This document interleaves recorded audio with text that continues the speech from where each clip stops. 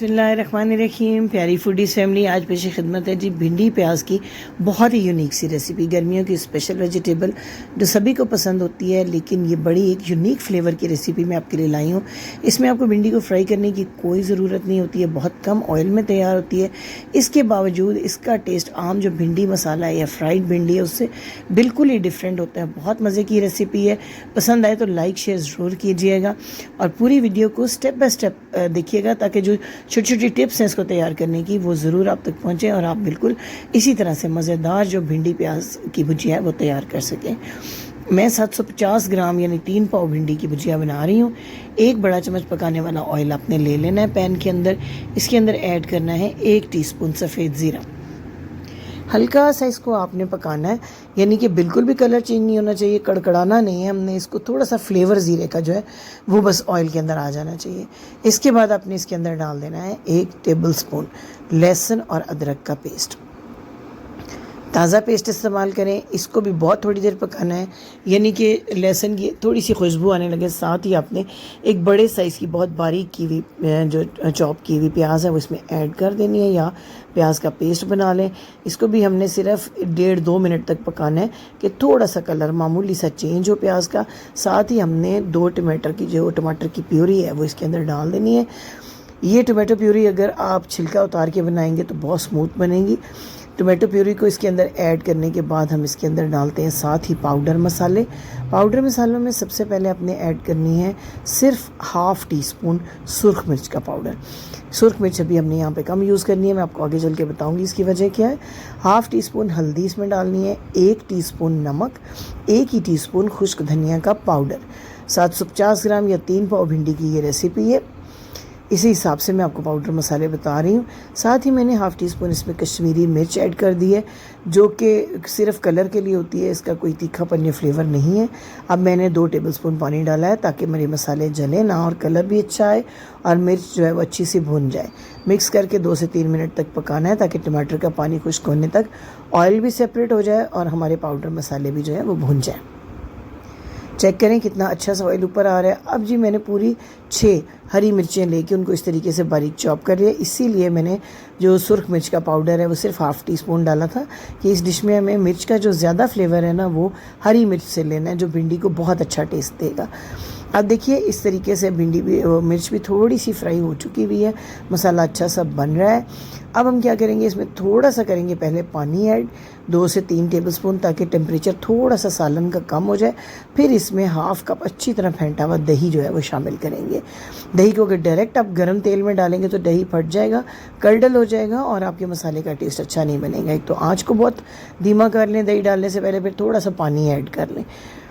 अब जी आपने दही को अच्छे तरीके से मिक्स करके 3-4 मिनट तक पकाना है, क्योंकि दही के पानी को हमने खुश्क करना है। अगर इस मसाले में पानी होगा और इसी तरह आप भिंडी ऐड कर देंगे तो भिंडी जो है वो लेसदार बनेगी, और हमें लेसदार भिंडी नहीं बनानी, हमें खुश्क जो है भिंडी प्याज की भुजिया तैयार करनी है। ये देखिए पानी खुश्क होते ही कितना स्मूथ और ज़बरदस्त सा ये मसाला बन गया हुआ है, जिसे हमने कोट करना है अपनी भिंडियों पर। अब ये कटी हुई भिंडियाँ मैंने डाल दी हैं इसके अंदर, जिनको अच्छी तरह धो के खुश्क करके कटिंग की है, और तकरीबन 1-1 इंच का टुकड़ा मैंने काटा है। यानी बहुत बारीक इस भुजिया के लिए आपने भिंडी नहीं काटनी, बहुत छोटे पीसेस नहीं करने। अब आपने मीडियम आंच कर लेनी है और चम्मच चलाते हुए 4-5 मिनट तक भिंडी को सिर्फ इस मसाले के साथ फ्राई करते जाना है। हरगिज़ भी पानी इसको नहीं लगाना है, हमने मीडियम आंच रखें और बिल्कुल ये ख्याल रखें कि किसी साइड से आपका मसाला या भिंडी लगे नहीं। 3-4 मिनट में इस तरीके से फिर से ऑयल जो है ना वो ये ऊज़ आउट होना शुरू हो जाएगा।